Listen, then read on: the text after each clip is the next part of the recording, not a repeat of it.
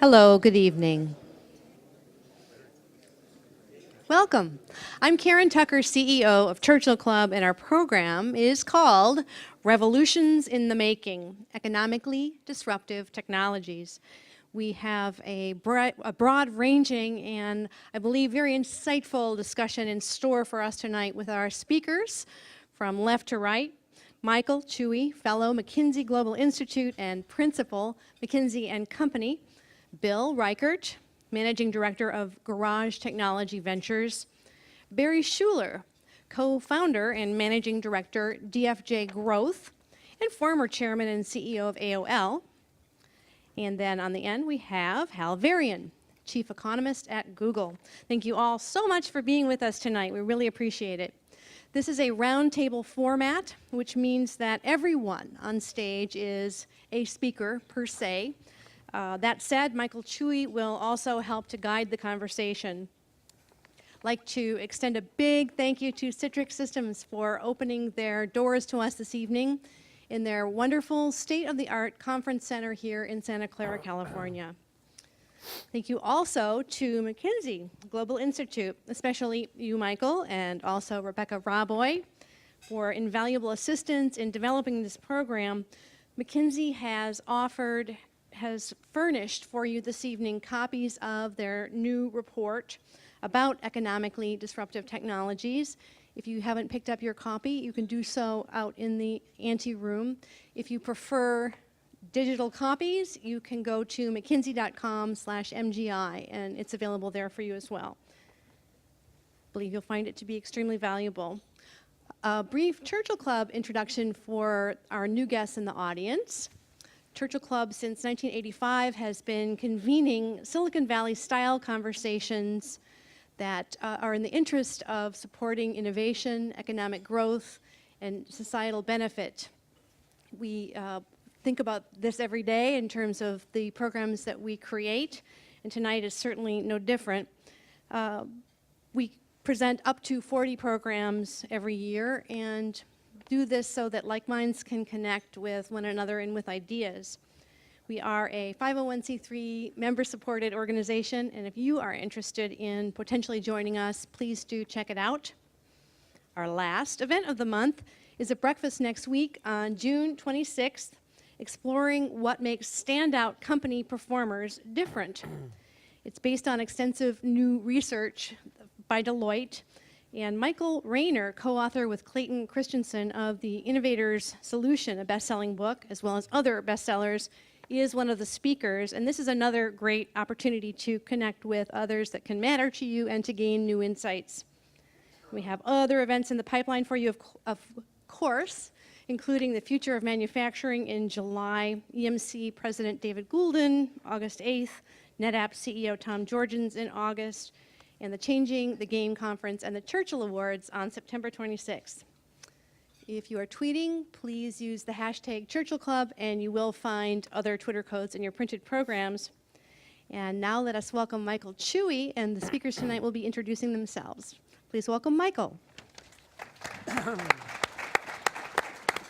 Why don't we just do a quick round of introductions? Thank you, Karen. Thanks to the Churchill Club. Thanks for Citrix for this venue, as well as the folks who have supported this event. My name is Michael Chui. I'm a principal at the McKinsey Global Institute, which is McKinsey & Company's research arm. I lead some of our firm's research on the impact of long-term technology trends, including disruptive technologies. And my name is Bill Reichert. I'm Managing Director with Garage Technology Ventures. We're a seed stage and early stage venture capital fund here in Silicon Valley. We invest across the technology spectrum, excluding life science, but we've invested in material science and energy tech and clean tech, as well as communications, IT, robotics, and other things. I spent most of my career as an entrepreneur, mainly in software, before crossing over and becoming an investor. Same thing for me. Just whatever he said, same thing for me. So yes, I have spent most of my life, probably for, how long have you been a VC? 15 years. All right. Well, he's got double the career in investing than I do. But I have also spent most of my life as an entrepreneur. I would say serial entrepreneur, but I once gave a speech and someone came up to me afterwards and said, So what cereal did you say you invented? I actually thought that the guy was kidding. He wasn't. Anyway. The first of many puns tonight, FYI. Captain Crunch, right? Captain Crunch, yes. So dating back to the early days of computing, software company that was in the Macintosh space called Cricket Software. If you're old and you're an engineer, you knew Cricket Graph. Then came to Silicon Valley, started a company that did a lot of the early technologies of the internet, how you did transactions over the wire, how you even interacted with stuff. And we designed America Online and ultimately was acquired by them. And I was there for the growth of America Online from a few hundred people, and it was a fresh IPO for about $300 million market cap, and 6 years later was $200 billion company, and we acquired Time Warner. And I was CEO. One of the fun, disruptive rocket ships rides. And in 2003, I retired and became a VC. And so I started DFJ Growth together with the team at DFJ.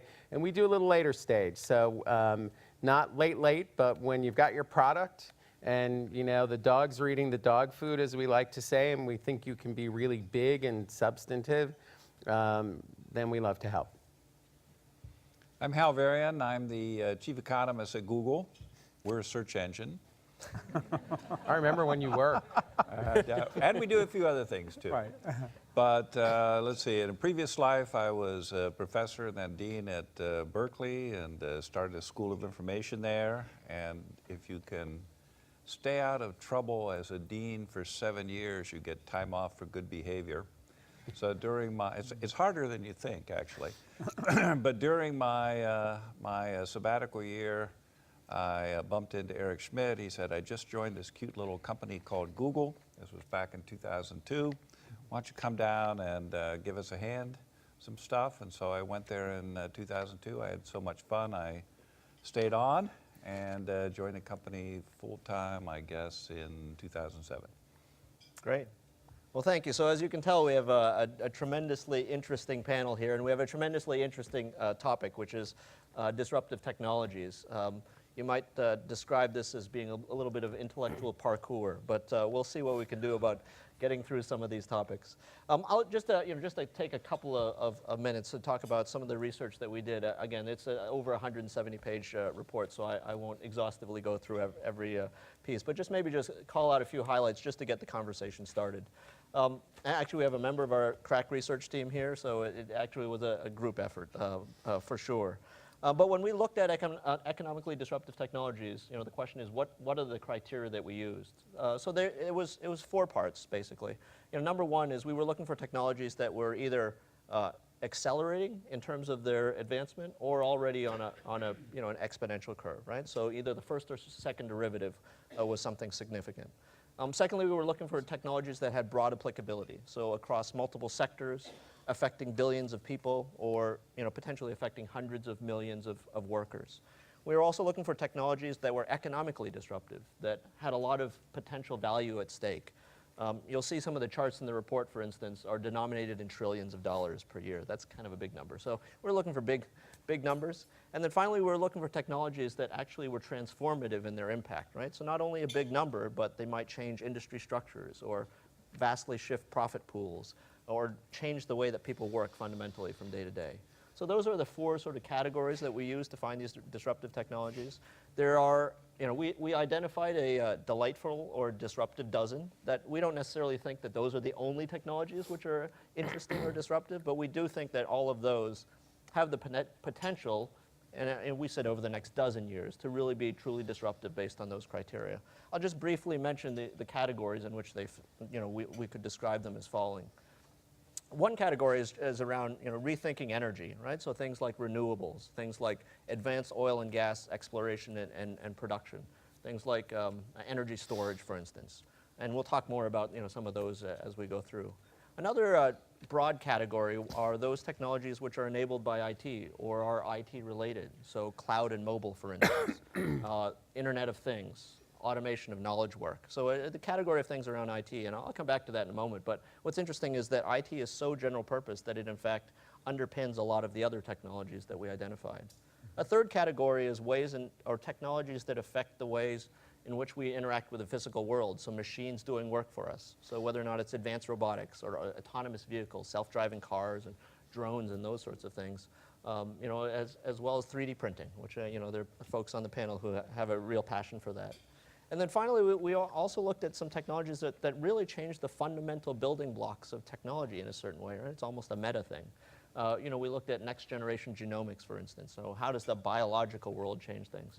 And also, you know, other advanced materials. So if it's nanotechnology, you know, all kinds of interesting things around materials. So, you know, lots of implications about that. We'll try to explore that with the panel today.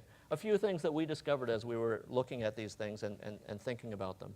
First of all, you know, these technologies, while we study them, you know, separately, generally when you combine them, you actually, you know, create more effects, right? So if you think about 3D printing put together with advanced robotics, that can vastly change the way you think about manufacturing, for instance. Another comment, just as I look at it, right? If you look at all of the technologies we identified, you know, some of them I just described as being primarily IT related, but all of them actually have some IT in them, right? So if you look at advanced genomics, for instance, all those gene sequencing machines, which are actually accelerating faster than Moore's Law, they do have some Moore's Law in them as well, right? So there's real IT underneath them. Another thing that's interesting is, you know, who is going to get the benefits is going to be one of the big things that will happen. Well, one of the things that we've discovered around most of these technologies is, like, you know, previous waves of technology disruption, a lot of times a lot of the benefits will actually accrue to consumers and citizens and individuals, right? I mean, companies are going to be made, there are a lot of profits that are going to be made, but a lot of times, you know, that it's actually all of us who are going to benefit in a sort of a personal way. And then, you know, quite frankly, the way we work is going to change drastically because of a lot of these technologies. And finally, it's going to be a tremendous challenge for policymakers and governments to deal with these things. It'll be absolutely essential to figure out what the regulatory and other governmental frameworks are, but, you know, if you think about the potential implications of these technologies, both positive and, you know, negative, it'll be quite challenging. So just a few quick observations based on the research that we've done, and of course there's a lot more to be found in the report, and you can discuss this with, you know, Shelab or others as well. Happy to do that. But with that being said, why don't we start the conversation? So Hal, why don't we start with you? When we talked about disruptive technologies before, you said, you know, it's really fun to look a dozen years into the future, but how well would you have done if you'd, you know, done this exercise a dozen years ago, right? So in 2001. So, you know, that's a question you posed. What do you think we would have done, or you would have done, or someone would have done if in 2001 we said, you know, what do we think the disruptive technologies in 2013 would be? Yes, this is how I get in trouble for asking these questions. So, but let me. I did have a chance to think about it. I made a list because I didn't want to forget them all. But I mean, you searched for the answer. no, I barely touched the computer. Sponsored results. I wanted to. First of all, I think you should think about the technology that were expected to be disruptive but weren't. And there, number one on my list is micropayments. Now, you can remember back then, everybody thought the internet was going to bring this new age of micropayments, would end up paying for things via the 10 cents, 5 cents, a few cents. Really hasn't happened. Now, we do have a micropayment system, but it's actually called Google, because there is the advertisers that are paying 5 cents a click or 10 cents a click or something like that. Didn't work out anywhere near the way we expected. And then the other micro that didn't work out that way is Microsoft. Because I think back in 2000, it was widely anticipated Microsoft would take over the world. That hasn't happened either, at least so far. Nanotech, you mentioned, and I think nanotech was anticipated to give more benefits sooner. It's still a technology that's a research technology. We've seen some payoffs, but I think its promise is down the road a little bit. And same thing with designer drugs. I think they've been harder than people anticipated, partly for regulatory issues, partly for just science. When you say designer drugs, what do you mean by that? It I just mean doesn't have drugs the right that could- contacts, that's all.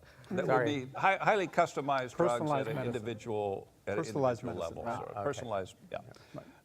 What was actually disruptive? Well, obviously, I mean, everybody would agree the internet was disruptive. I mean, it was around in 2000, of course, because that was the internet bubble, but it was still mostly dial-up at that time. Broadband met 128 kilobit ISDN. Businesses, universities had broadband, but basically residential was almost non-existent. Search engines, they were also around, but I think people did not understand what an important aspect that would be, because if the internet has this huge growth of content, you still have to have the card catalog for the Borges library, right? Online advertising, that replaced the business model that was assumed of micropayments. Personalization. Open source is kind of an interesting thing. If you think about LAMP, LAMP built the internet, really. And of course, open source has been around for a long time, but I don't think people thought about how mainstream it would become over that decade. What's LAMP? I love LAMP. Yeah, Linux, Apache, MySQL, and Python or Perl, depending on your religion. But that would be the kind of thing that people, just in its infancy in terms of mass adoption. Mobile devices, huge thing. Broadband, YouTube, Netflix, video conferencing, all this stuff was built on top of broadband. And then, what's the buzzword of the last couple of years? Big data. We had to develop the technologies for dealing with the massive amounts of data that went along with the internet. So NoSQL databases and big tables and MapReduce and all that stuff came up during the last decade. So I would say all of those things, if we looked back to 2000, we would guess at some of them that didn't happen. We would guess correctly on some that happened, and then we'd just completely miss a few of them. Yeah. Barry, it's interesting. So one thing that Hal brings up is, the time it takes for some of these disruptive technologies to actually take hold. I know you've done some thinking about it. How do you think about figuring out the timing of these things? Well, it never happens as fast as entrepreneurs or investors want them to, and that's for sure.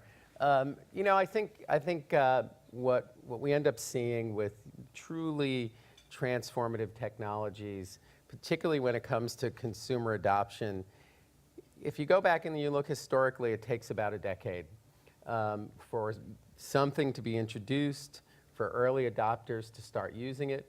Then if it's good enough to be used by people, you'll hit a cost curve of getting it to be at the right price points for the mass market to adopt. And then, a lot of manufacturers start manufacturing and something really gets, and you've seen that with formats of media, if you go back from, the records going to tape and tape going to CDs and then ultimately to digital streaming. Actually, that one, took a bit longer from the time that you could because of resistance inside the industry. Copyright holders really not wanting to embrace new formats and being scared because of the privacy issues. But, and we can innovate much, much faster and invent things much, much faster than markets necessarily can absorb them, even if they're going to. And of course, there are many failures along the way, innovations that people go, eh. Is the pace of change accelerating? Is it happening faster, or do you think it's a decade for everything? Well, I would say that the pace of innovation is changing. I think that I couldn't tell you definitively if the pace that the market is adopting things is changing, because you have big incumbent businesses that resist change. Cable companies resisting change, Microsoft resisting, their franchise moving to the cloud, things like that. That becomes part of the calculus. Bill, you have a pensive look about this. Well, yeah, so here's a factoid. Here's a factoid related to this issue of pace of change that I find hugely cognitively dissonant in terms of trying to reconcile the data with our personal experience, which is that it feels like the pace of change is accelerating, right? That's what it feels like. But look at the data, at least in one cut of the data. What was the most successful technology of the 20th century if you use as the measure of success the speed at which it was adopted in the United States? We'll take the United States because it's a developed country. What was the most successful technology in terms of pace of adoption in the 20th century? The previous century. Anybody know? Connect. What? Connect. Well, that wasn't actually That wasn't actually in the 20th century. But we'll keep. Sorry, thank you for playing. Anybody, come on, 20th century, remember that was the time, for those of you who, it's 1900 to 2000, okay? That was. Television, there's one thought, okay? Radio. Yeah. It was the radio. We can stop there. Believe it or not, it was the radio. The radio was adopted by 60% of households in America within the first 6 years of release. Look at cell phones, look at computers, look at anything, and they were not adopted that quickly, right? And any technology we think was rapidly adopted was not adopted that quickly. TVs were the second most rapidly adopted technology of the 20th century. But the radio was introduced in the early 20s. And it was the ultimate plug-and-play technology that transformed the world, right? So this is back to, this discussion about pace of innovation versus pace of change. And to the larger point, we're in the middle here of Silicon Valley.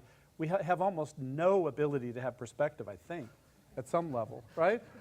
Because, one of my favorite quotes about this is, the future is here, it's just not evenly distributed. So, the reason every entrepreneur in Silicon Valley misses their business plan is because they can see the future, right? They see the beginnings of these transformative technologies.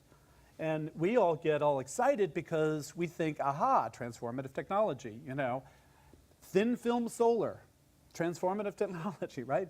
It will change the planet. It will change the planet, and we therefore assume that it should go faster. It should go faster than it is.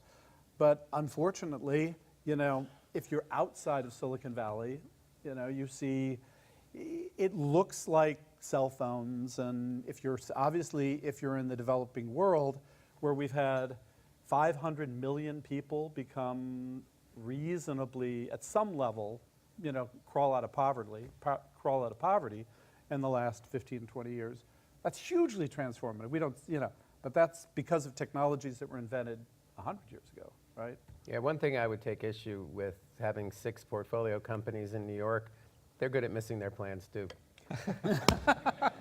Is it a bug or a Sorry. feature that we have these like technology blinders on where we think things are going to happen faster?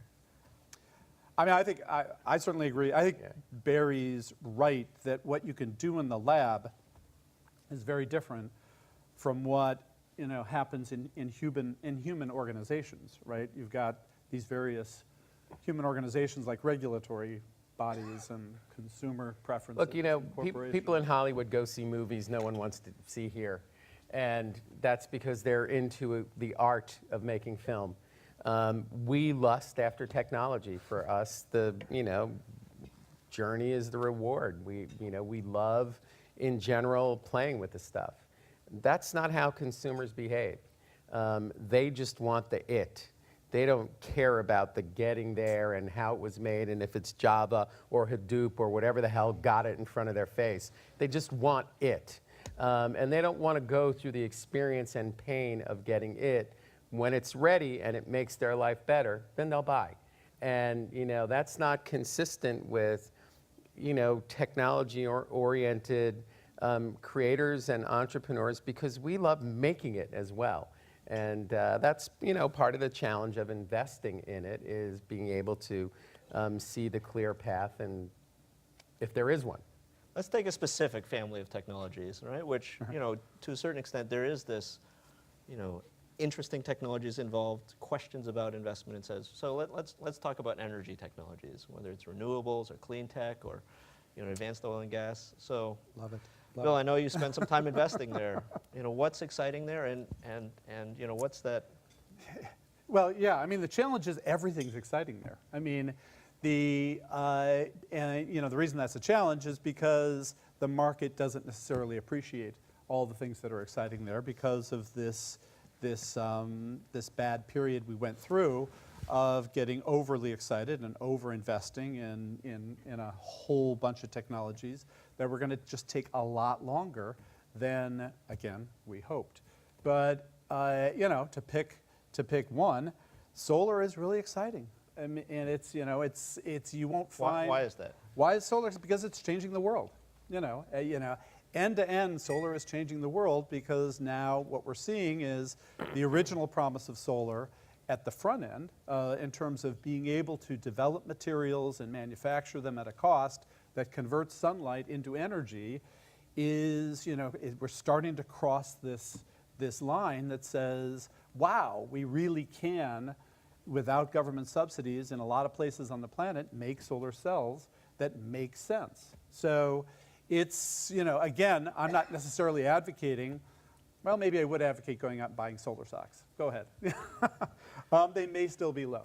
But, and then all the way to the other end of solar, through deployment and financing. And, it's absolutely, it's changing the world. And we'll look at, this blip we had here the same way, we look at the blip of the railroads when the railroads were built. Back in the 19th century, everybody overinvested in railroads and everybody went bankrupt investing in railroads, right? That was one of the, famous historical technological bubbles, right? Same with radio. Everybody invested in radios and, a whole bunch of people went bankrupt investing in radios because, it was the wave of the future. So I think we'll see, solar has wonderful legs going forward and it's, implementation across the board. And just again, I can keep going across energy technologies, and I think there's just a lot of positive stuff there, which doesn't necessarily mean buy today, but in terms And now of I the have time cognitive dissonance. Yeah. You say go buy, and then like you gave a lot of examples of companies that went out of business in the past. Well, the hope is that we've gone through our going out of business phase on the solar side. Maybe not entirely yet, but there's still some that are hanging around. But I think long term, in the time frame we're talking about here, we will see that as being, one of the, we'll look back and say, of course, it was obvious, solar was going to be widely deployed. Or you also spend some time in clean tech. What Yes. makes something investable? I mean, what actually is? Well, that would, be different for everybody. But I think it's important to keep in mind that our style of innovation in our capitalist society necessitates a lot of martyrdom. And that it just so happens that, everyone says, what's the next big idea? Well, the next big idea is always composed of a lot of people who have died along the way to getting there. Rarely is there the one who just gets it right perfectly. There's a lot of carnage along the way. And that's sort of what makes it precious, and it's that collective learning that makes it work. Solar, I agree. I think solar is incredibly exciting. I have a 180 kilowatt solar farm on my property in Napa. However, at the same time, I'm cranking out a megawatt during the day in the summer. You're consuming it. No, I'm you're sending it back on producing. the grid. Yeah. It's not powering my house directly because A, we can't store it yet.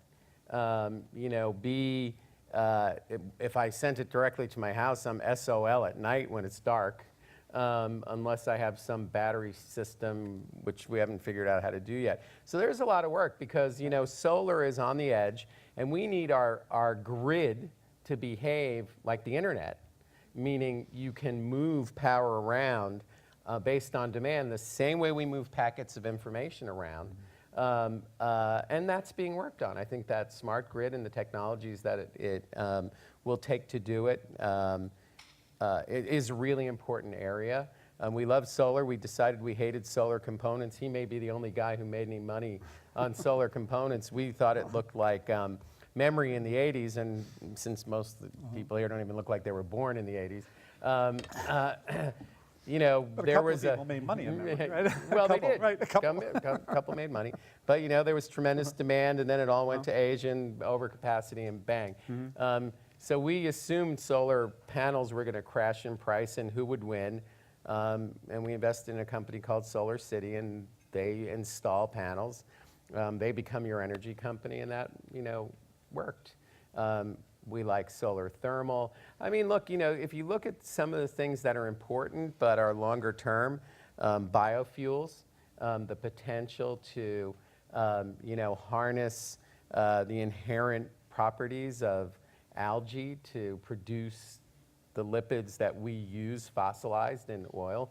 Very promising area. Will take a long time to sort out. And you have this bogey of the oil companies who can manipulate price and sort of wait you out as an investor. So I love clean tech. I think it's really important to us as a country. As an investor, though, I'm very cautious. So how will it happen if it's important for society, but investors are cautious? How? Well, I was going to say, I think if we look over the next 10 years, the big story is going to be natural gas. I mean, it's not exactly clean, but it's a third of the carbon emissions of coal. It's become very, very cheap. There looks like there's a lot of it, and it's going to permeate the economy. And it's already the case that on the East Coast, they're putting natural gas replenishment stores along the eastern seaboard so you can move long-haul trucking onto natural gas. And I think that will happen throughout the entire country. That's going to lower delivery costs, it's lowering shipping costs, it's going to have a big impact across the economy. Now, this is something that I think is occurring pretty quickly, but fracking has been around for 30 years. It's not a new technology, it's just what you were saying. There are a lot of people that lost money in it, there was a lot of effort and a lot of dreams were broken, but it's a successful technology. And assuming they can deal with the environmental issues, which I believe can be addressed easily, relatively easily, it's going to have a big impact in the next 10 years. But the transformation there was market, not technology. Yes. It was $100 oil. So that, Well, that's the pricing issue. That is we are so embedded with the infrastructure and the amount of pure liquid we move around to power things, that the ability to control supply and demand is also the ability to throttle innovation in the space. Because So you really think the oil guys are the bad guys? no, I didn't say they were the bad guys. Okay, all right. At all. Okay, What I said yeah, was, okay. everybody was investing when people looked at $100 oil, saying it's only going up. And then when you're investing in a technology, remember, just 6 years ago, solar panels were $6-7 a watt. They're under $1 now. I mean, and a lot of that had to do with stimulus, the stimulus program, and investment in the space.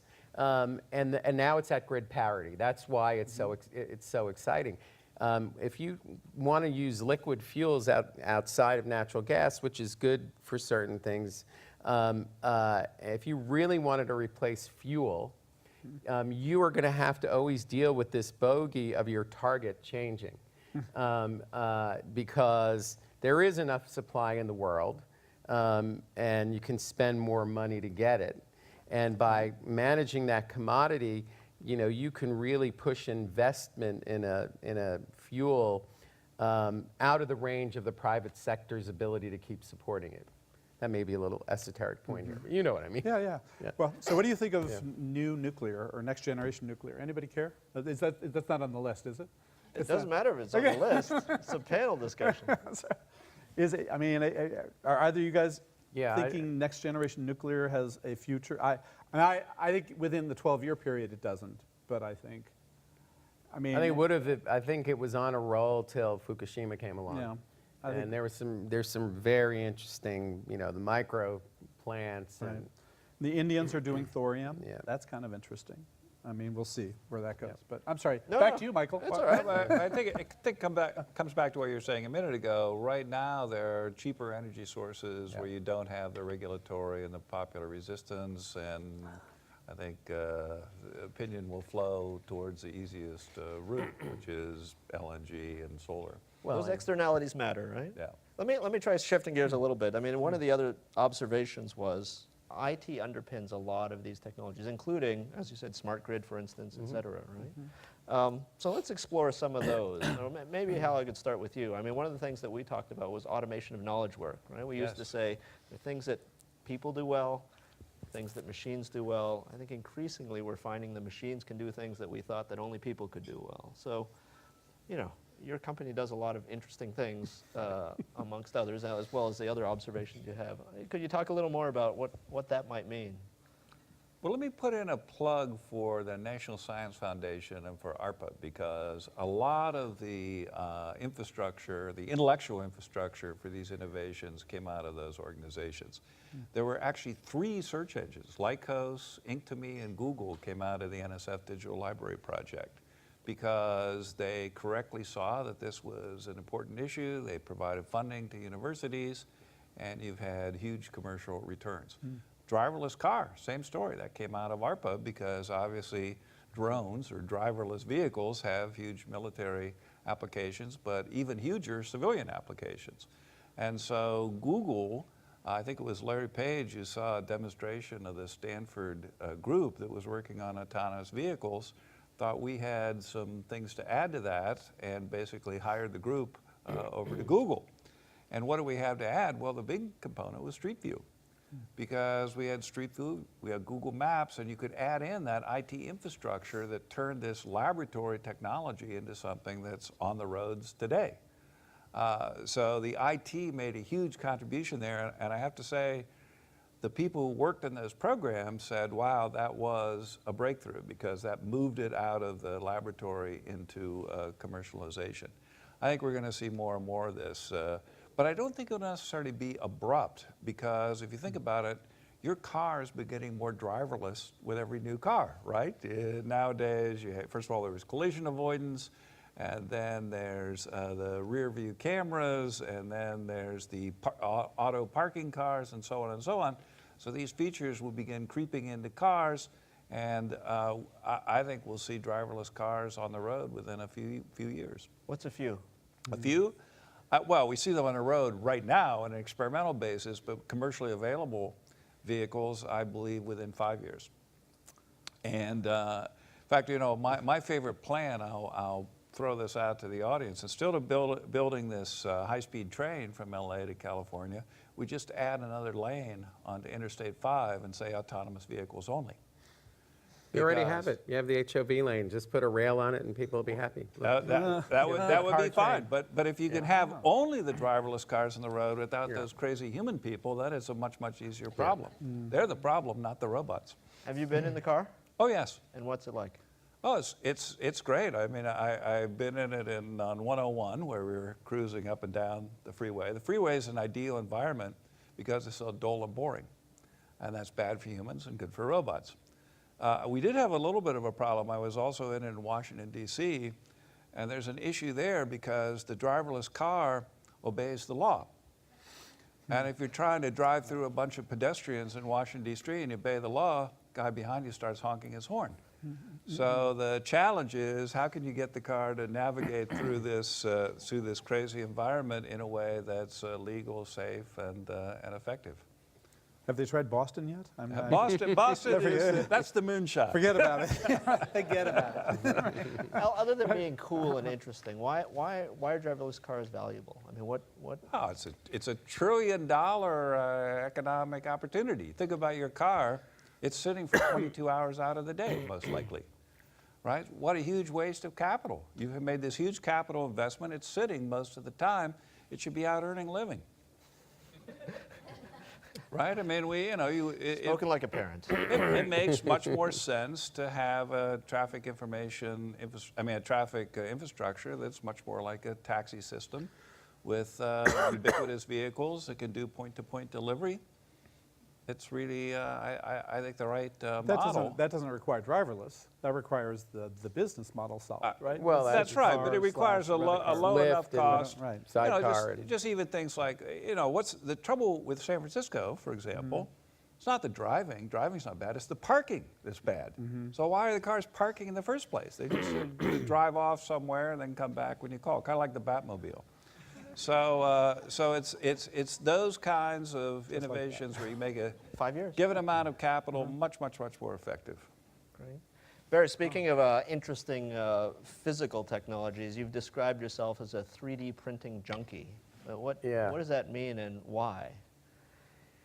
The junkie part? Up to you. Answer the question however you like. Well, so this technology has been around for quite a while. Pretty analogous Can you to talk about it just a little bit? Just yeah, for people? when of what it is. Yeah. Is there anyone here not know 3D? We're on YouTube. What? We're on YouTube. Or you're okay. So it's been around for 30 years. It's called additive technology. It's very simple. It will take something you design on a computer, slice it into layers, and then a machine will build it up from the ground up. So there's an example here of a chess piece. We could pass that around if you want.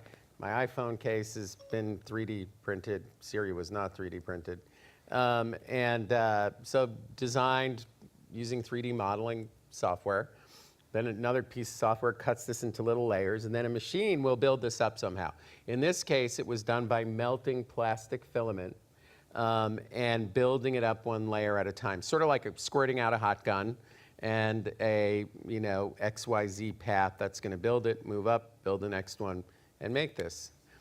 This was used similar way. It's built a layer at a time, but it's done with photosensitive plastic liquid resin, and then a laser writes the path, and when it writes it, it hardens it and builds it up, and it makes a nice, shut up. Wow, it did a good job of translating all the stuff I was saying. Anyway, go away, girl. The NSA now knows what you said. Yes. I always expected it. So, why is this? Shut up. I should have brought my Galaxy. Yes. I agree. Anyway, so why interesting? Because think about computers in the 60s and 70s, great technology, very little access to it by mere mortals, and all of a sudden microcomputers come along. Lots of people get to use it, and then lots of people invent and innovate. So now all of a sudden this technology comes along and you can make things. And so who wants to do that? Right now it's gotten very frothy space. There's an enormous amount of innovation. We talk about the speed of innovation. I think this particular space in the last 3 years, I've seen the innovation breathtaking.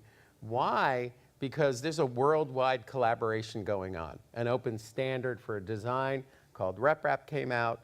The electronics that make these machines work largely have been Arduino, another open standard, which means everybody's collaborating and making these better and better as the software. So all of a sudden, it's not just a couple of people in a garage.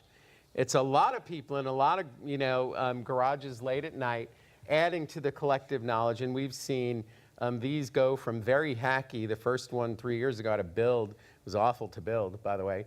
And now, there are young companies out with 3D printers. There's been an explosion of innovation in the materials. And there's a few points of view about, so what does this mean? A lot of people think, well, everybody's going to have a 3D printer in their home and they're going to just make things.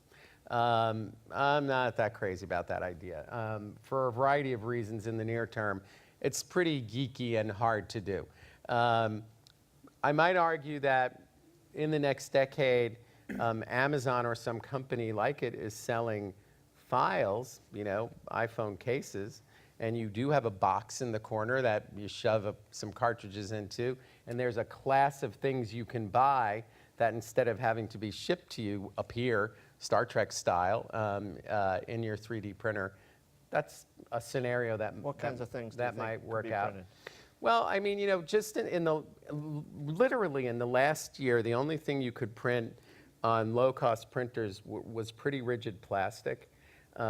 Lego-style plastic called ABS and a more environmentally friendly one called PLA. Just in the last year, soft material that's rubbery has come out that you could make shoes, flip-flops certainly, wood, polymer that has a lot of wood in it, sandstone, nylon. They are printing things that behave like fabric. Even for a geek like me, I can barely keep up and test these things that are coming along. So I think you will see a whole class of stuff. Now you go talk to the guys at MIT, they want to print this. They don't want to just print the case, but they are iPhone at the inside. molecular level, just want to print whole circuits, and are doing a lot of that stuff. So project this out a period of time. Now, the industrial 3D printers are used and are being increasingly used. DoD, certain parts of drones are 3D printed for security reasons, keeps it out of their supply chain. It lets them iterate in the field. If you have 3D printers wherever your aircraft are and you want to upgrade a part, you can just make it and replace it there. They want to fill them on aircraft carriers. And then when you start to project it out, what I think is a more interesting notion around this does combine your theme of IT, big data, personalization, and the idea that, for all of our lives, we have been the product of mass production. So you go back to the farm era, and when things were handmade, things were scarce. Took a long time to get a suit. It had to be handmade. Then the industrial era comes along, and we have plenty. Everything you want is there, except that my jeans are a little tight right now. I don't know if that's me or the damn jeans, but we're always trying to adjust to the things we buy. That's how we shop, because you have to choose what sizes you're going to make, what colors and styles you're going to make. All of a sudden, if you have machines that can take your data, that body scanner you walk through in the airport? That's you. You can take that geometry and now make clothes for you or shoes for you.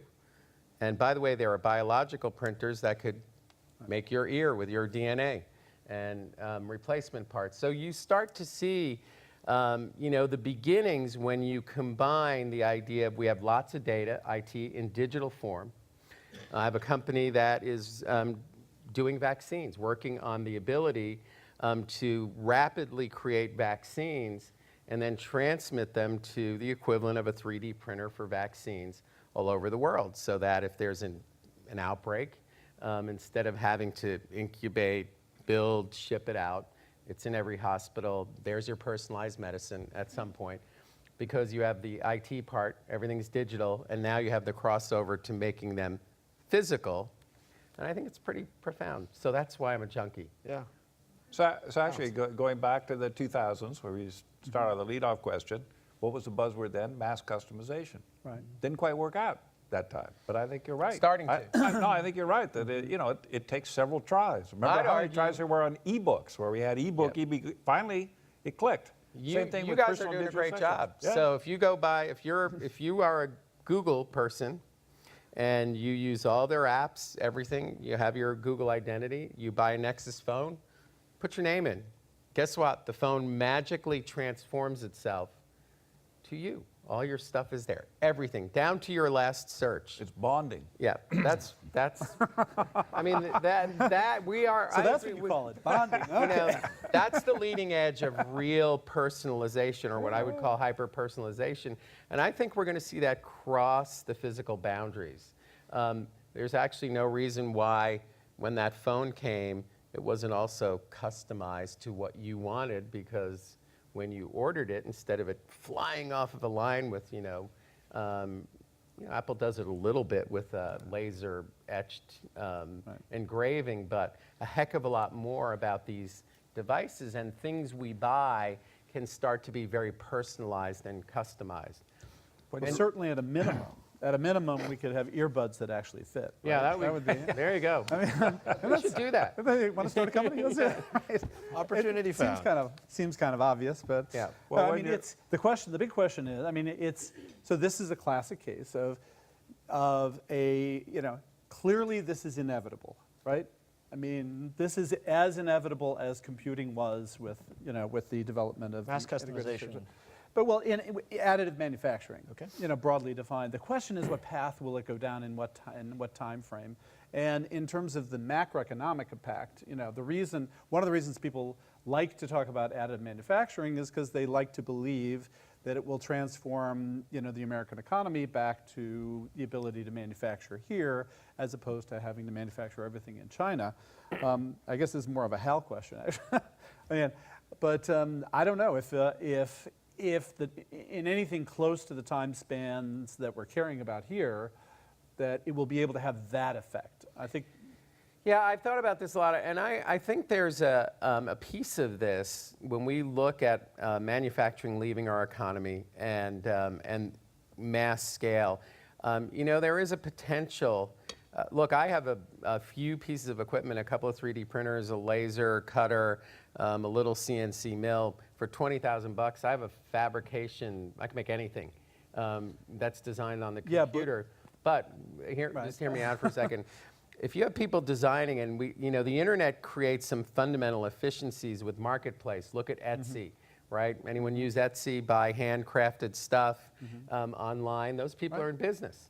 And we could move to where all of these technologies enable people to be artisanal or go back to the days of small businesses that are servicing their community with customizable, personalizable products of some kinds. Not everything, but of some kinds.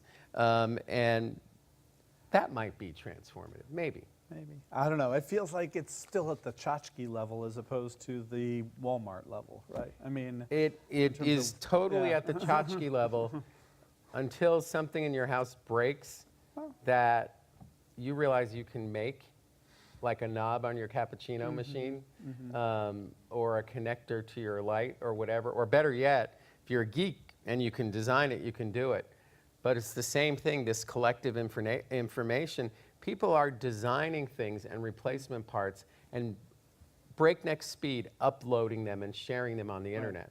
And so you have so-and-so cappuccino machine and you're looking for a knob, you can go search for it, and lo and behold, now you're just downloading a file and your printer's making it, and you didn't have to go through the pain of building the geometry to fit on your machine. So. Well, but the other sort of economic factor is the other thing that's happened in this past period of time is our logistics have gotten so good that you can make things almost anywhere and get them almost anywhere else overnight. And so, instead of having to learn how to do a 3D printer, I just say, I want that knob. Yeah, I agree. And it shows up the next morning. I think what we'll see in the near term out of this that will have impact is between Arduino, which allows you to prototype electronic circuits very inexpensively and easily, and 3D printers, I think we're going to see a renaissance of hardware, new widgets, new kinds of hardware, connected hardware. This goes back to your Internet of Things.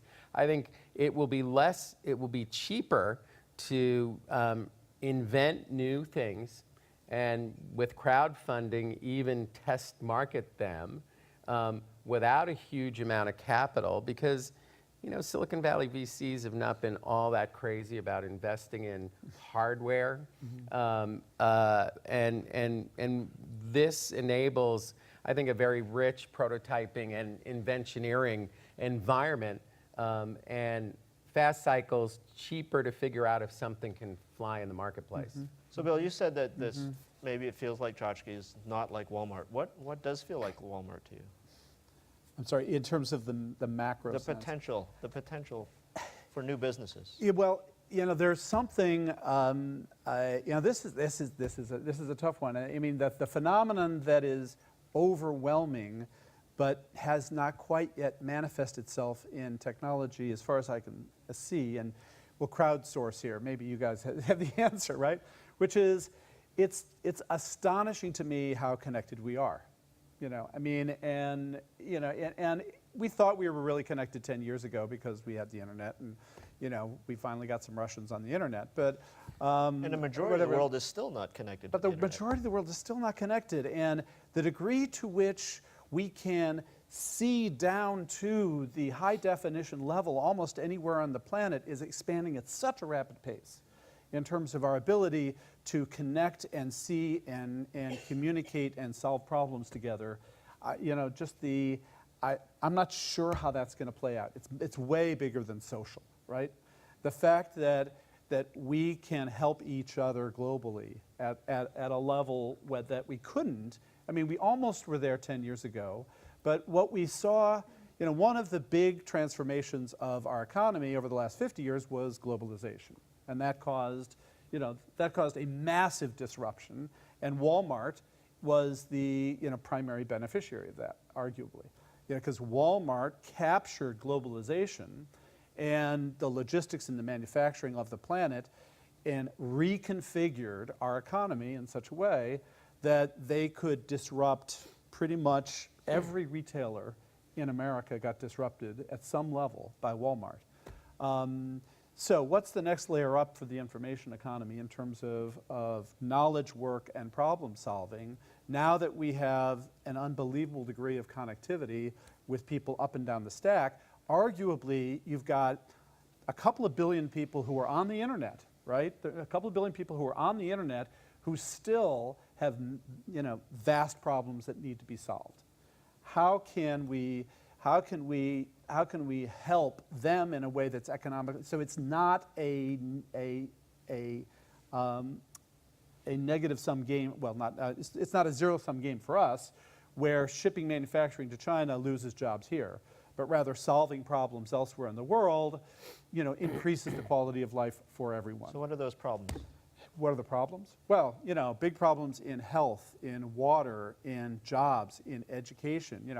The biggest one, which I don't think is on your list, right? The biggest one that everybody is enthusiastic about now is education. And that's the most digital of these problems for us to solve that arguably we should be better at solving. We've got an educational problem down the road, not just around the planet, and that's, so there's an issue there. Can an entrepreneur do something about that? One of my companies was dedicated to doing something about that. I co-founded a company called Academic Systems in the early 90s, which thought, oh my God, now we have networks. And so you can now distribute interactive educational material over networks. And you can get peer-to-peer tutoring, and you can think of all the things you can do now that you can connect. That was 20 years ago. That was 20 years ago we started that. We built it up, we sold it, it was great. It was a great outcome, but it's been unbelievably disappointing to me how slow we have progressed in terms of educational technology over the last 20 years. And by the way, TV was supposed to be a revolution in education too. Well, printing was supposed to be a revolution. Yeah. Well, And arguably they were. They right? were. Arguably they were. But, it's back to the why do things move so slowly? And what's the answer? And the answer is, it's this pesky humans that get in the way. I don't know. Speaking of pesky humans, right? So interesting opportunities for entrepreneurs. Hal, it's hilarious, but I'll have you be the big company representative. There's something about disruption which disrupts big companies. So, if you're at a big company and you're a leader, what do you do about this stuff? Well, I think one of the things you have to do is you have to be on your toes. You have to diversify what you're doing. You have to cut losers quickly. There's a lot of issues where one of the most important things that you want to do in a time like the one we live in today is be open to experimentation and trying different things. So we try a lot of things that we don't necessarily expect will really work. But if they work, they have a big payoff. So you have to have that frame of mind, just like any VC investor has. We know not everything's going to pay off. The returns to venture capital are very highly skewed. But if you want to play the game, you've got to put your chips on the table. How do you get an employee to go out there and do that? Well, because I think you make sure that they understand that there's no penalty for failure, that they are expected to try this thing. We hope it will work. We'll provide resources for it, but you have to anticipate that not everything pays off. So one of the problems is you want to make sure that there isn't a big penalty to failure. I mean, bankruptcy laws are a great driver of innovation because people will go out and try things. If you had a more draconian bankruptcy law, you'd have a lot less innovation going on.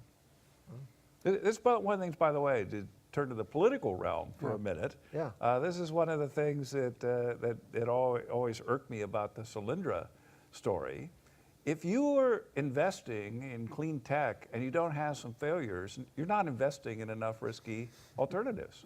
You know, what does it mean to have a government program or a subsidization program where everything succeeds? That's not experimentation. Let the market do that. There's a colleague of mine who says what Silicon Valley calls innovation, Washington, D.C. calls fraud, abuse, and waste. That's true. Barry, you've had an interest. But by the way, you got to remember, your fraud, abuse, and waste is somebody else's job.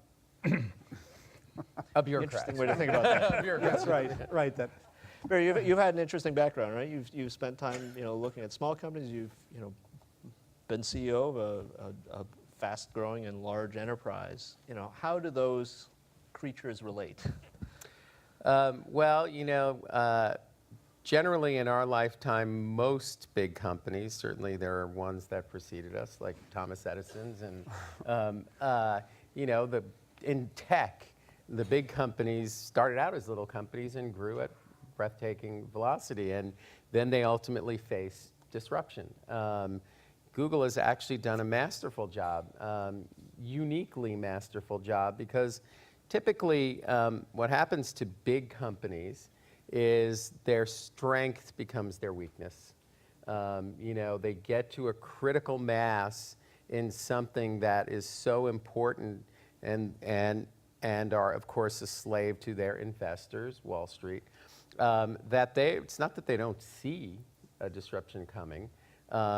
They can't necessarily take the pain or do the things they need to do, or are unwilling to deal with it. Now, Microsoft, which has been however you want to think about them, hugely successful company, drove the first era of getting computers out and ubiquitous, and has had a virtual monopoly, if not, now is facing a huge disruption because the homogeneous enterprise environment that has supported them is sort of, who cares? If you have a Macintosh or a Windows machine or an iPhone, you just want it to work. And by the way, you want all of your stuff to be everywhere. So the entire architecture of everything moving to the cloud, mobility, is changing the game. They're ready. They have stuff. Question is, do they have the market power or willingness to survive through this disruption? We'll see, right? It happened to us at AOL. All of our critical mass and our strength was based on bringing something that was really inherently complicated, taking a household and putting it online. Circa early 90s, we had to go out, build out, analog pops in switching centers, backhaul fiber to a data center, practically invent what a modern data center was, and just make it so, put your phone number in, we'll get you online. No dialers, no browsers, we made you not think about it. And that was the strength. We built to 30 million households worldwide. And got you doing email and instant messaging, and we were the drug dealers of that era. But then broadband was coming along, and we knew it would be highly disruptive because we did not own that infrastructure. And it's not like we were saying, oh, well, that's never happening to us. We knew it was going to happen. But we had a certain profit structure for a dial-up customer. They were very profitable. And to flip them over to broadband in that era made them margin negative. Very hard to go to the street and say, well, we have a little news for you. We're going to lose money after we've been printing money for the last few years, and we're going to lose money for 3 or 4 years, but I'll tell you afterwards, we're going to be like what Google's going to be in the future. So we just decided to let them do the job. Yeah. Great strategy. By the way, God, I would have loved another to in that meeting, right? By the way, we're going to example cover of the this. questions, so be ready. Yeah. And Another example that's really a good lesson is Kodak. I mean, Yeah. Kodak was undone by the technology it invented. Yeah. And you know, they're selling the patents now because they're bankrupt essentially. But they saw it coming. I did a little work with Kodak, talked to Marion. They saw the iceberg. They just couldn't turn the ship. Well, I will say that I think we worked with them to do You've Got Pictures, to let your pictures and do early picture sharing. And they were off by 15 years on when digital and film were going to pass each other. And they were just absolutely convinced they didn't have a problem until, 2010, 2015. So. But the other amazing story is Nokia. Nokia knew. Right. Yeah. Nokia knew smartphones were coming. Yeah. You know, Nokia had all the different. They had a smartphone. They were pioneers in Yes. smartphone operating systems, and but what happened? I don't know. And just remember, 1 year ago, Facebook and social signal and social search was going to completely disrupt Google. And you guys seem to be doing just fine for right now. So timing matters. And speaking of timing, it's time for some audience questions. So there are some microphones. Please raise your hand, and I will respond to the sound of the microphone, because I might not see who's asking the question. It's a talking microphone. Please. Hi, Bob Molinari, MedStars. So all of these grand visions are wonderful, but it stuns me how these advanced technologies, how often they fail to work. I have yet to go down Page Mill Road and not have my calls drop. Here we go. So, how reliable do they need to be when they're driving your car and doing other life-critical events? I mean, we aren't even close to the level of reliability we need in getting a cell phone not to drop the call. So just one quick question. Would you be willing to pay 3 times the price of your monthly service to have your calls not drop? If it worked perfectly, yes. You would? You're not the typical That consumer. puts you in that right. Yeah. You have to be fault tolerant. Right. So it is the standard question about the self-driving car, which is, oh my God, my email crashes. How can I trust my car not to crash? You using Gmail or something? Here we go. Sorry. Actually, I'm still using AOL. now. Yeah, All right. That I can attest to. That. That's good. Yeah. Right. Yeah. Right. So how is I don't believe for a moment that we will see pervasive self-driving cars, within the next 12 years. We will see them, the same way we see them now, right? Sure. But what sort of level? I think there might be some fleet things here and there. There might be a couple. Do you really think self-driving cars are going to be? Where's the tipping point? So I remember there are some technologies where you make a smooth transition. I don't think you'll have any problem finding self-parking cars. There are already self-parking cars. Right. I don't think you'll have any trouble finding cars that have pretty sophisticated collision avoidance mechanisms and more sophisticated cruise control.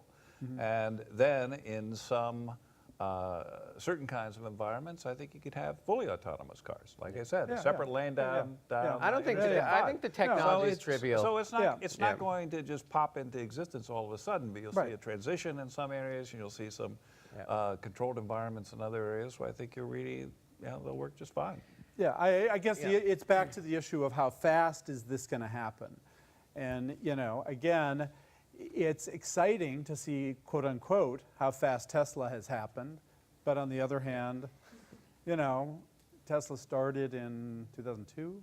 Is that something like that? 8 years ago. No. Yeah. No. Yeah. I mean, whatever. But whenever it started. But it's, and God bless, we'll have several thousands of cars in America, but it's hardly, we happen to see all of them here in Santa Clara Valley, right? Which is really, really cool. bubble. But, the pace of change, I think, is going to be, ain't going to be overnight. Yeah, some of this, look, to answer your question, we could have much better cell service. Consumers have come to accept a certain level of service at a certain price as being acceptable. But, hopefully you're talking hands-free, and when your call drops, you're not having road rage and you kill somebody. What we worry about is that in the case of an autonomous car, that people don't get hurt. But to that point, being an investor in Tesla and being interested in autonomous vehicles, I spent some time researching the transition from horseless carriage to car. I was curious as to how resistant were people to that idea. And it's fascinating because the big worry about the horseless vehicle was that you were eliminating one of the brains. One of the brains being the horse, because horses typically are not going to drive into a bunch of people or drive you off of a cliff, whereas a drunk person just might, or a machine that a human couldn't particularly control well might crash and hurt a bunch of people. I would say that the weak link in transportation today are the humans, not the machines, and that an autonomous car would probably be far, far safer than ones driven by humans. But I will also say that the market psychology, the acceptance of robotic cars driving around and how you would get them to commingle with human-driven ones, that's probably the much more formidable problem than making the robot car reliable. And we haven't even touched on lawyers and insurance companies, right? Now there's where we need some robots we can turn on. There are over 1 million traffic fatalities per year, the vast majority caused by driver error. Right. What other questions do I we have? think I have the microphone. Ward Hanson at Stanford. There was an interesting story in the New York Times about China announcing that in the next 12 years or something, they wanted to move 250 million people out of the countryside into the cities. There hasn't really been a discussion about China yet in particular, but something like that, the sort of huge transformation demographic. Any thoughts on those sorts of changes? Yeah, well, so I've spent a fair amount of time in China and invested there and have been mucking around in China since the late 90s. And it's fascinating. There's certain things you can do when you have their kind of government system that we can't do. So if you look at China, they do now have a country about the size of the US, maybe bigger, that is emerging middle class, coastal cities, feels like being here. And then you got another billion who are living in per capita 3,000 a year or something like that. Stone Age type conditions that, they know enough of what's going on that it's potential cultural disaster. So they want to migrate these people into what we would call the 21st century, but they want to do it in an orderly fashion. How do they do that? Well, they put up spec cities. They build cities, they build manufacturing around it, they build schools, they carefully meter how many people they move in, educate how many kids will get college education degrees. I'm invested actually in a for-profit university in China, very carefully regulated how many kids are allowed to go because they don't want to have unemployment. They want jobs for them. They want it to be very carefully orchestrated. And what that presumes is, because they license every business to be in business, if you're going to be an aircraft company in China, they're going to tell you where your plant's going to be. And it's going to be in one of those cities that they just built. And they're going to have the schools and the systems done in a way that the kids are educated to be in the plant, and the housing and all the other stuff is going to fall into place. Go to Mississippi, where education's horrible. The son who was in Teach for America, I've been there up close and personal. We need to do that there. We need to build stuff and build schools for the industry that we put there. And we should be doing that same thing inside of our country. Now, we can't, because that's not how we operate. We can only try and do it with incentives. I wouldn't say that the Chinese methodology is necessarily so bad and might solve some problems for us. Well, No, I was just going to say, at MGI, we've studied a lot about urbanization, right? And it's a powerful economic force. When people move to cities, they actually become more productive. living standards tend to increase. But that's really going to happen when the infrastructure goes in with it, right? And so there's a lot of interesting things around these disruptive technologies that are about smart cities. But the other interesting thing is in terms of on top of that technology, you actually need governance to make it happen. So the existence of things like mayors actually makes a big difference. And not every country actually has that type of governance. But we do think this urbanization trend is huge and has tremendous potential, positive as well as negative, unless it's done right. So I think to throw a macroeconomic perspective here, China has a bit of the problem that we were talking about before with AOL and with Kodak, where they've built their economy on doing a couple things, namely manufacturing, exports, and investment. I guess that's three things. And it's unbalanced. They've got to shift towards a more domestic consumption-driven economy, but they're so good at this other stuff. How do they manage to make that shift? They know it. They know that's what they have to do. Every external observer knows this. It's just hard for them to make that transition because they've invested so much in the acquiring the skills that they're doing now. What else do we have? So I'm Rakesh Agrawal from Microsoft Research. So I think I saw this interesting list of disruptive technologies.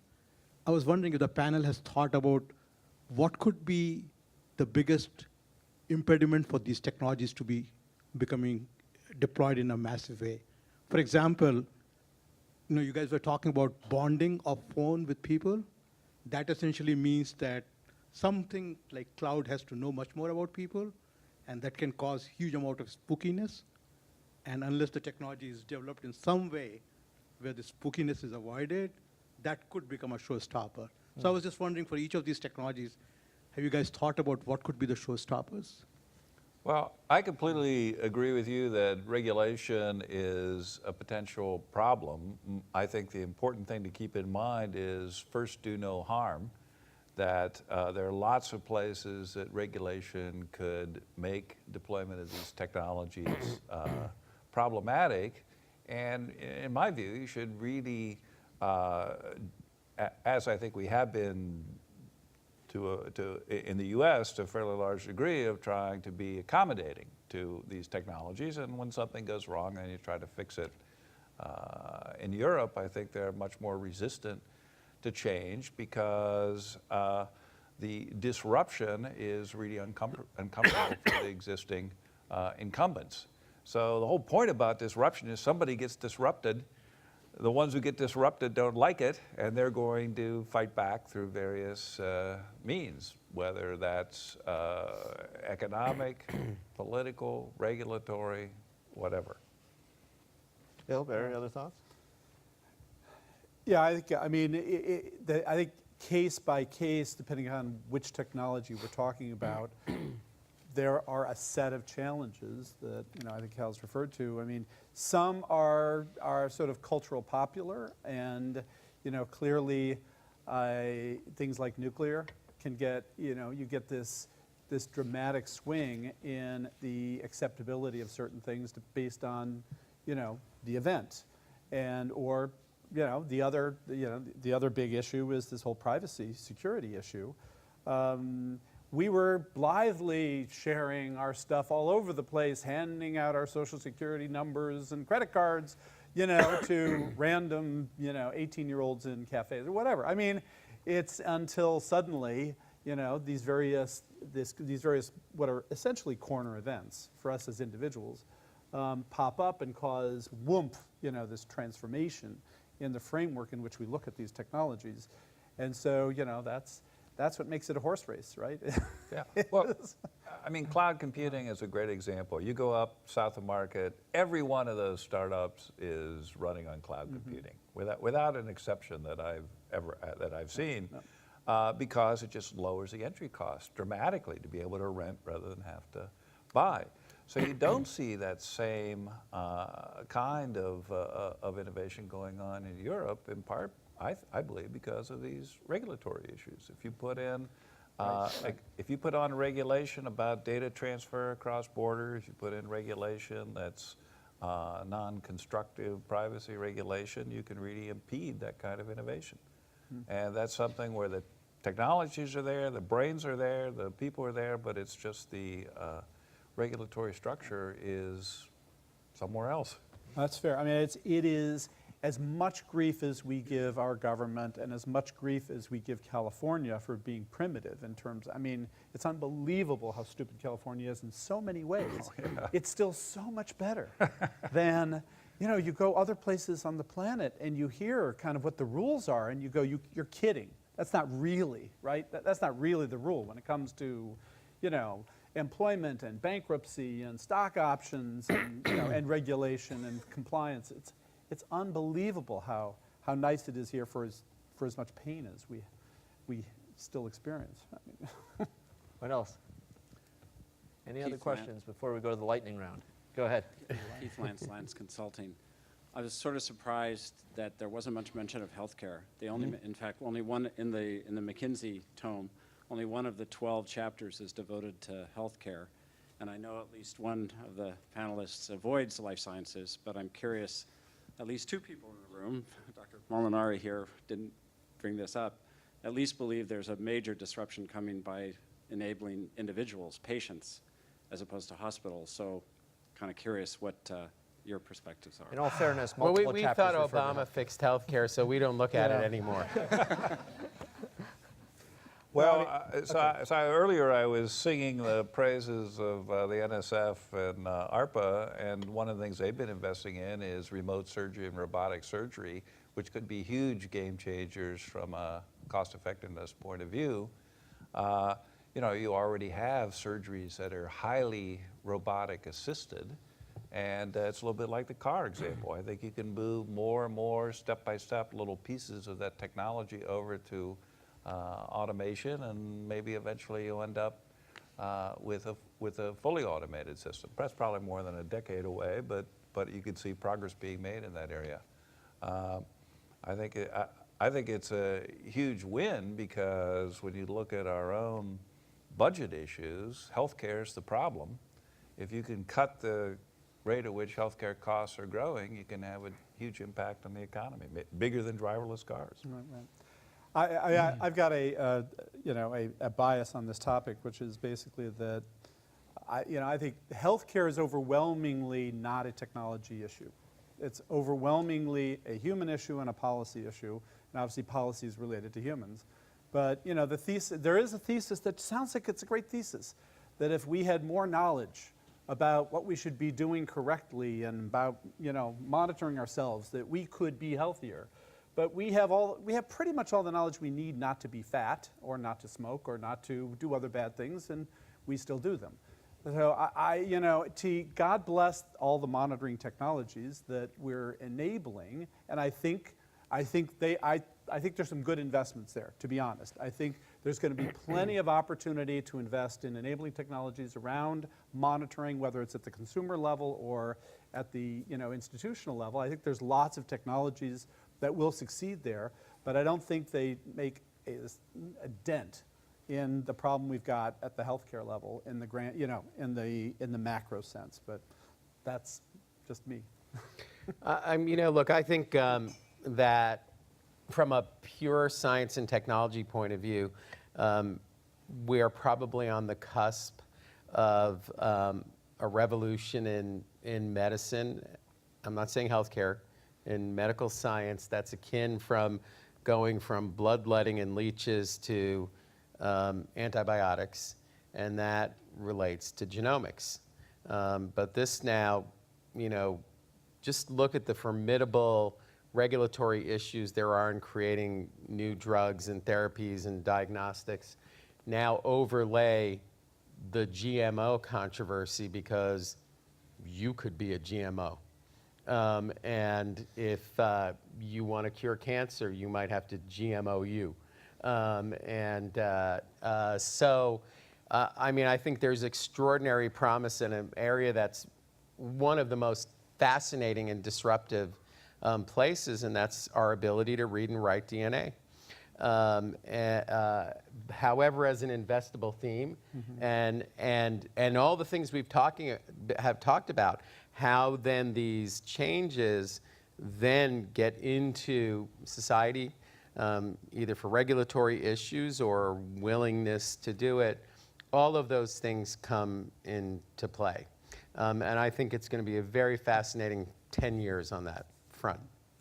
Yeah, just to add, if you look underneath the sizings of a lot of those trillions of dollars we found there, across a lot of the technology, whether it's not advanced robotics in terms of prosthesis, next generation genomics, not killing people, in vehicular accidents, et cetera, a tremendous amount of them can actually be attributable to health. Let's call it health instead of healthcare necessarily. It's funny that we call people patients when they actually are people out there. So we think there's a tremendous amount of potential there that really is related to health. Who has the mic? Right. Here. Hang on. Can't do it. Whoever has the mic has the power. Okay. All right. You That's won't the make rule. it onto YouTube servers. All right. This is Ramji. I had a question around the disruption that happens to the venture industry as a result of all these disruptive technologies.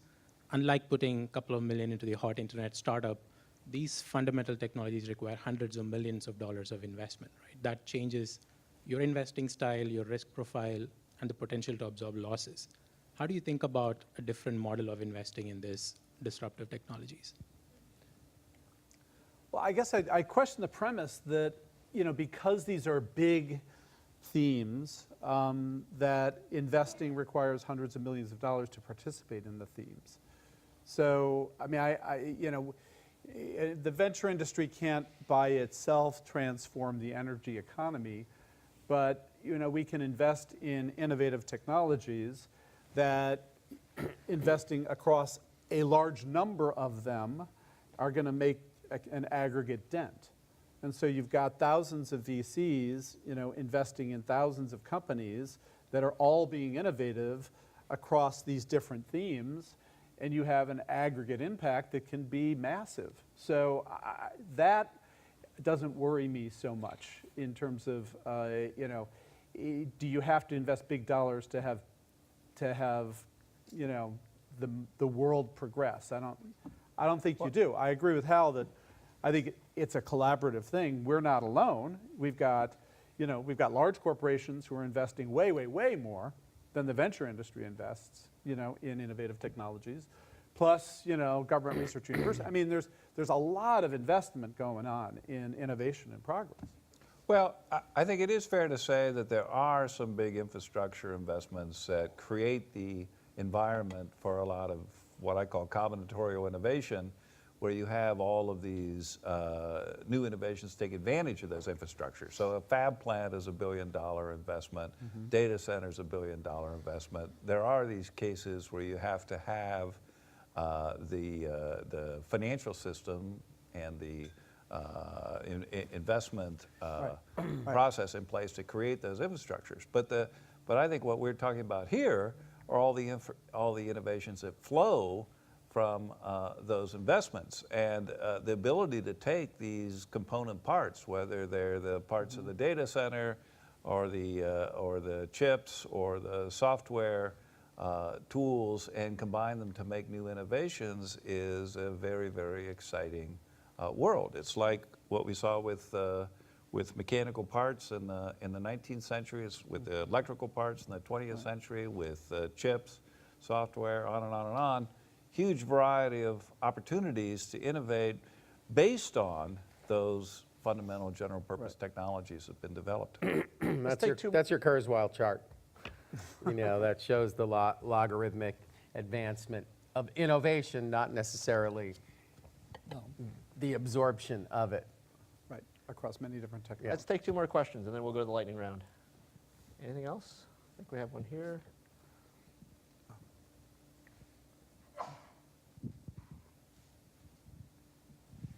It seems to me that one of the giant Achilles heels that we have now is that software productivity isn't going up. Moore's law is doing well. The physical side of things, the physical infrastructure is doing, but software productivity has not improved in 10 years. Arguably, it hasn't improved much in 20 years. And as long as we have that ball and chain around us, I mean, even the self-driving car has become a huge software problem. The little Google correlation engine that it uses to drive now, is not going to get you to the uncertain world in which you have to drive down the street, for example. So unless we do something about software, we're kind of going to be able to plateau here. I mean, I think you're. I would say for the entire history of computers, the hardware guys have always gone way faster than the software guys, and actually have afforded the software guys to be pretty sloppy. Writing assembler back in the 80 days is pretty hard, and high-level languages make it go faster. But look, there's an element of creativity that comes into play, and humanness, and whereas Moore's law is more physics, although they're starting to run into some physical barriers there. They already have. They already have, exactly. So, I think yes, you're right. I mean, and is there a solution? Maybe when machines can write code, there's a solution. Yeah. Well, I mean, it's not as though, it's not as though we're in a cul-de-sac. I mean, yes, it absolutely, I think we agree that software has not lived up to its promise. But fortunately, it has made progress, and we continue to make progress. And, we should have multi-threading, that should be much better than it is. But it ain't, but we're making progress. We're using the same languages and the same tools we used 10 years ago. I don't know. I don't know about that. I have to agree it's the binding constraint, but I would dispute the fact that we haven't made any progress. The phrase I like, it's a little poem I recite to myself on occasion. I hate this damn computer. I think I'm going to sell it. It won't do what I want it to, but only what I tell it. Let's take that one more question here. That's the software writer's dilemma right there. It only does what you tell it to do. I think there's an awful lot of shared code out there, and object-oriented, approaches to coding were a game changer. You can write some nice things pretty fast. Well, there are plenty of software people in the audience here. I mean, God bless if you can solve the problem. Keep, go ahead. Hi, Tim Berlin, medical doctor from South Africa. We know that no trend exists in isolation, and we've looked at technological trends tonight. What would you say are the non-technological trends which would be viewed as synergistic to the technological trends that we've been looking at? Let's have one trend each. Bill. Well, I'll go back to the one that I talked about, which is the interconnection of humans on the planet is a tightly interrelated but not pure technological trend that enables, supports, and a lot of the future. Barry. I agree. I think that in the history of humanity, we make leaps when we share information. And so printing press helped you share information versus telling verbally, and got it more dispersed. Electronic media did, then the internet came along, and now you truly have a collective brain. Now the question is, you have the infrastructure for the sharing. The question is, do you have the humanity to want to put it to work? Hal. Spread of English. Same thing. Come back to communication. Yeah. What drives it in part is going to be spread of a common language. Translators can help a lot, but I think it's business operates on English, and I think education worldwide will be operating on Great. English. All right. Michael, what's yours? What? What's your trend? Oh, yes. Hey, Mackenzie. Mackenzie. Spot. You're the smart guy Come up on, here. Mackenzie. Here, you want to borrow my watch? I'm sorry. I'm wearing two. Okay. Governance. Governance. All right. Governance. Rapid fire. that's All right. good, Just that's a couple good. minutes. Oh, Here we go. I thought Ready? we were done. We're going to start with Bill. Yeah. What's the most underhyped technology? Additive manufacturing. Barry. Underhyped or over? Under. Underhyped. Underhyped. I would say genomics. Hal. Fracking. What is the most overhyped technology? Hal. Oh, that's a tough one. There's so many to choose from. Pick one. All right. Big data. Barry. Blended learning. I don't know what that is. Um, Wikipedia. The singularity. What incumbent company is most threatened by disruptive technologies, Bill? What incumbent is most threatened by what? Disruptive technologies. Boy. Tough. The Chinese government. Barry. That's good. Microsoft. Europe. Company or country? It was company, but whatever. Well, there's only Chinese one government has country. a Only more one of a- country qualifies. That's Singapore. They're doing fine. China qualifies as What big company has the most to gain from disruptive technologies? Hal. Google. I agree. I'm going to say IBM, Which country will lead in the development of disruptive technologies? Bill. U.S. Yeah, absolutely. Agreed. What country will be the most important customer for disruptive technologies, Hal? China. China. U.S. Fascinating. Present company excluded, who would you most like to pay attention to about disruptive technologies? Bill. Shoot, I was going to say Varian. Who would I most like to? Boy, Steve Jurvetson. Oh, yeah, definitely Steve, for sure. I'm stuck. Larry Page. Oh, you answer for All me. right. That's great. Good. I'll Thank you take very that. much. Appreciate your attention. Thank you. That was cruel. Thank you all so much for sharing your perspectives so freely. This has been a marvelous discussion, and that is because of how you presented yourselves to us tonight. I felt as if they were having dinner together.